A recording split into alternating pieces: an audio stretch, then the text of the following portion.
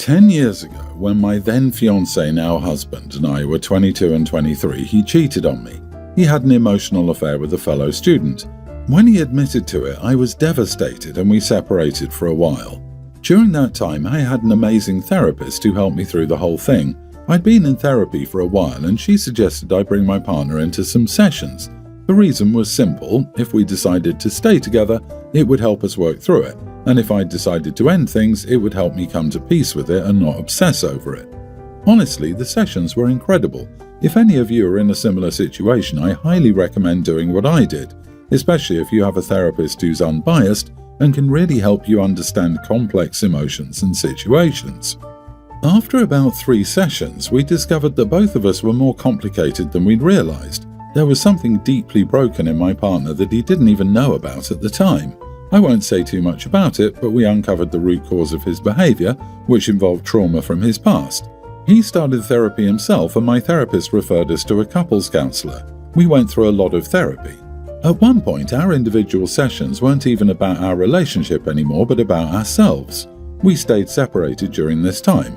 Luckily, we had space. We lived in a rented house where we each had our own room. We built the relationship back up from 0. Honestly, less than 0. I wanted to do that because I loved him deeply and believed it was worth the effort. I came out of that time a more fulfilled person.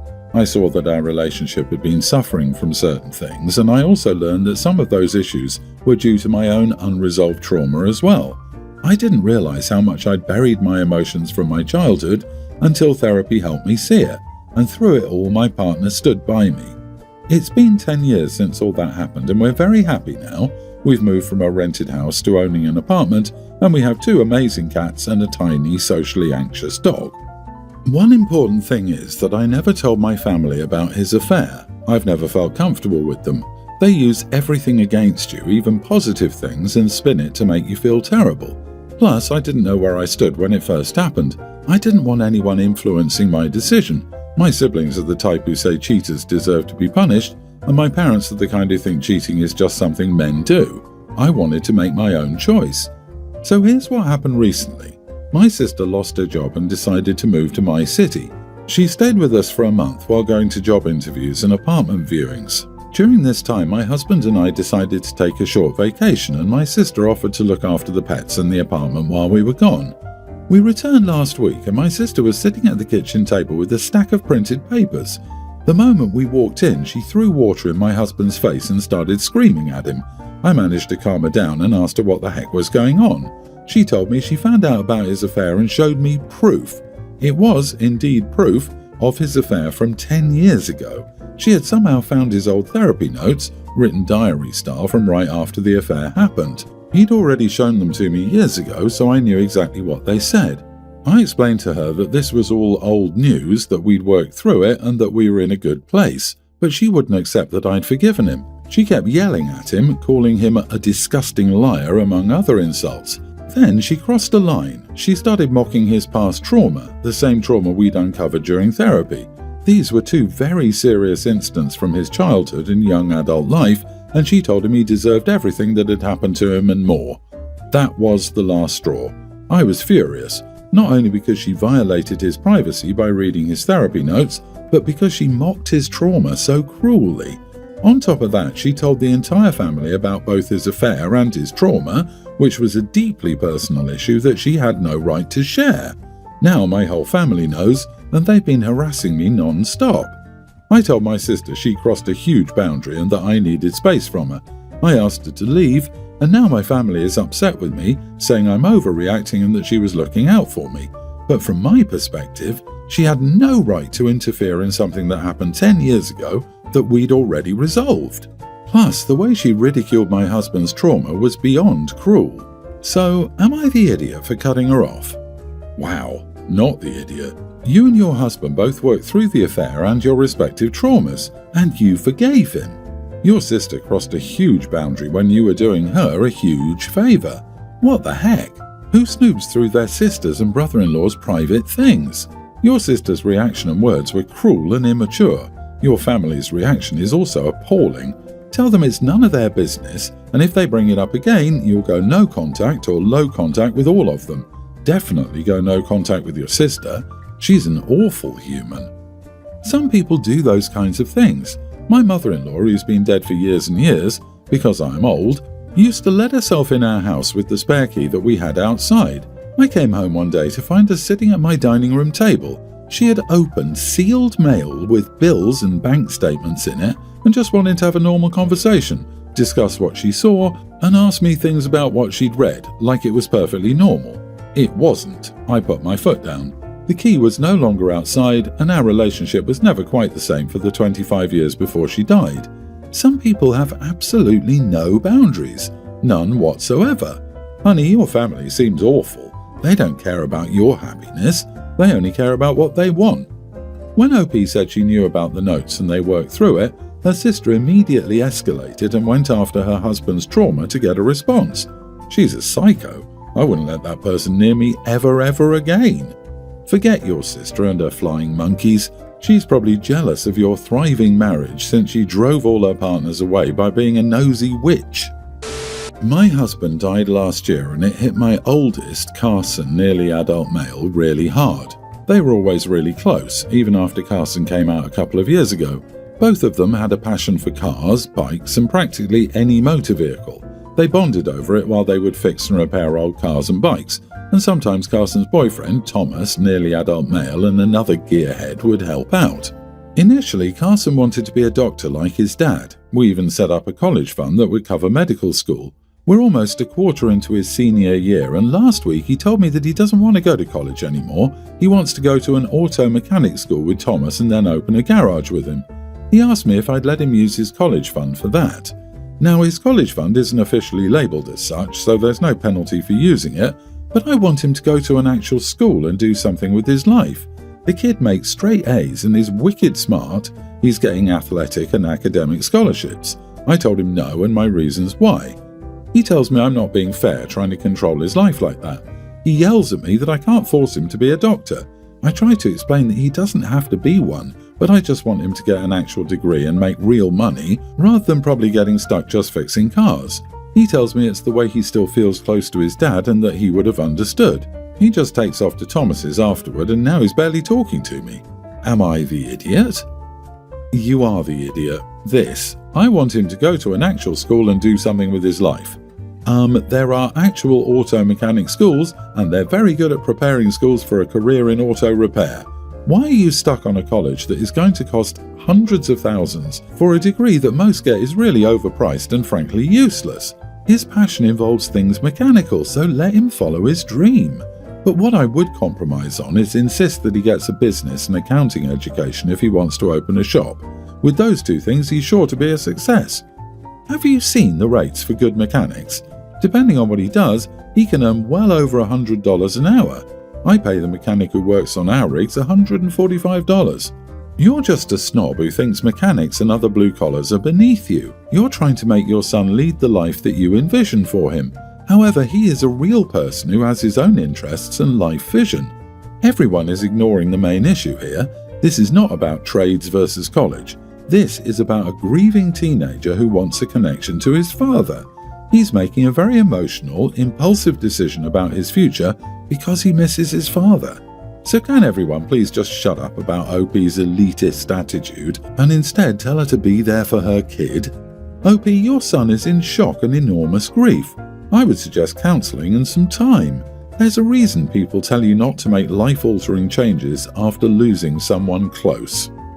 I, 23 male, will get married to my soon-to-be wife, 27 female, in 7 months approximately. My soon-to-be was my college senior and she approached me. We became friends and started dating, and we've been dating for the past 3 years. I was raised by my aunt ever since I was 9 years old. My father was a single dad and he died of cancer, and my aunt took me in. She's my only parent and she takes care of me and all my expenses. Now, my girlfriend and I decided to get married 2 months ago. Our families were as happy as we both were, but the problem was that my soon-to-be wife wasn't that well off. She's saving most of her money for her masters, so my aunt said she would cover 80% of the expenses, and she and her family agreed. But my now soon-to-be wife started saying that she wants a lavish wedding. She's already cancelled the venue we booked, which was of her own choice, twice, and we barely got 20% as a refund. But yesterday my soon-to-be selected another place which is very, very expensive, and she also included different types of dishes which we didn't agree on initially. She also said she wants to invite everyone we used to know, like our college friends who we haven't talked to for years. I discussed it with her and she said that this is unnecessary and that it's going out of my aunt's budget because she's the one funding it. My soon-to-be wife said that she wants it. She wants a wedding so special that everyone would get jealous, and she wants to flex in front of everyone. She said I'm going to be her husband and I can help her dream come true. When she starts earning after she gets her master's, she'll pay my aunt back. I said I'd talk to my aunt. When I went to my aunt and told her everything, she was disappointed and said no. She said that she'd already spent a lot of money on jewellery, clothes, etc., and also spent a lot of money unnecessarily on venues my soon-to-be has cancelled, and this one is just outrageous. My aunt said that she'd done so much for me because I'm family and tolerated all these expenses because of me. If I ever need help financially in the future, she will not hesitate, but this is just a waste of money, and even if it's me, she cannot allow it. She will not agree. What if she cancels again? She won't agree even if I beg her. I wanted to ask my aunt to help me this one last time, but I couldn't. She's already done and is doing so much for me. She's paying for my wedding and paid for all of my expenses when I should have been paying for my own. It's pointless for me to even argue with her. She's a very successful and skilled lawyer, and if I pressure her even a bit, I myself would feel guilty for taking advantage of my only parent. I love her, and I know that she spent so much on my wedding, and this new venue and my soon-to-be's plan will cost a lot. But I do not know how to approach my soon-to-be and tell her that she needs to cut down on whatever her plans are. I was thinking of saying that if she wants to go with it, she should at least cover half of the expenses, which I doubt my aunt would agree with because she's already spent a lot of money, and it might result in a huge fight, or I might anger my soon-to-be, which I also don't want to just before our wedding. But her new plan is simply just too much and is a waste of money even for my aunt. She's already spent far too much for my soon-to-be wife. How do I approach her and make her understand? I fear that my soon-to-be will not understand, or she might get angry or disappointed, which I want to avoid just before my wedding. Not the idiot. You are way underreacting, in fact. Your fiancé, who's supposed to be your life partner, has already taken to cancelling venues and forfeiting 80% of your aunt's money without telling you because she changed her mind about her choices, and she wants your family to fully pay for it, cater to every one of her demands, and save her money to spend on herself. My friend, you will be miserable for life if you get married to this person. The inputs you'll get into your own happiness will be as non-existent as your inputs into this wedding. I'm actually going with everyone's the idiot here. I agree it's obvious the fiancé is using OP's family and is a terrible person, and it will only get worse from here.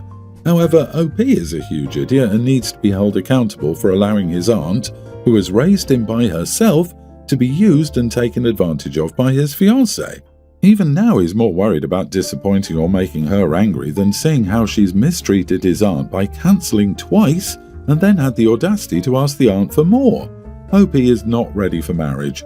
He has a woman who sees him as nothing but a big sucker she can use and take advantage of, and he's too big of a coward to do anything about it. I, 35 female, became the guardian of my nieces, a teen female, another teen female, and a tween female when my brother and his wife passed away a decade ago. My brother was black while my sister-in-law was white. My two oldest nieces take after their dad and have light brown skin, brown eyes, and 4A curls. Meanwhile, my youngest niece inherited her mother's pale skin, green eyes, and 3B hair. My youngest niece has always passed for white, but I never thought anything of it. I did a DNA test a while back and found out that I was around 30% white, so I assume that's why my niece had pale skin. It's too long of a story to get into, so I'll just say it outright. 2 months ago, I found out that my youngest niece was not biologically my brother's child. My sister-in-law had an affair with a white man, meaning my youngest niece is entirely white. It's taken a while for me to process this, but during that time I've made sure that my niece never felt guilty over her parentage. I assured her that it wasn't her fault what her mother did, and I didn't love her any less. I've created a family tradition where, before the start of the school year, I braid my niece's hair in protective hairstyles. I decided to braid their hair myself since braiders in my area charge way too much, and over time it's become a way for us to bond. However, ever since discovering her heritage, I didn't think braiding my youngest niece's hair is the best idea. I told her that I'd be happy to style her hair and give her any hairstyle she wanted, as long as it wasn't braids. She knew what cultural appropriation was, but she begged me just to braid her hair, telling me that she didn't want to feel left out. I've tried explaining to her that braiding her hair could actually damage it, but she insisted on braiding it and started crying when I refused. I feel guilty. I don't have anyone to speak to in real life about this because I can't tell anyone about the affair, so I'm writing this post to get your opinions. Am I the idiot? I'm unsure what this has to do with you braiding your niece's hair.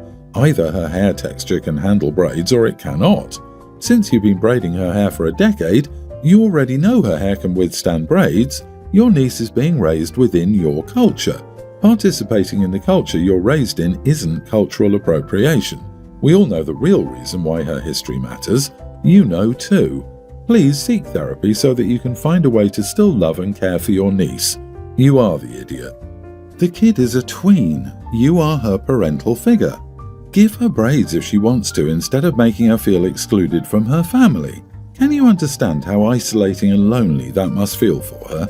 You didn't care about braiding damage until after you found out she's not your brother's. You're basically using the reason she's the result of an affair as a means to keep her out of stuff and dress it up as cultural appropriation. I have a feeling that OP is lying and just annoyed that the third niece is white passing, which is very normal in interracial relationships, or it's nonsense, because she can't tell anyone about the affair, but she went and told a tween who lost their parents. Let's all agree on the truth here. The niece isn't black enough for the OP's taste anymore, and if how she treats a child is based on such an opinion, we ought to be questioning OP's fitness to be a parent at all. Ugh.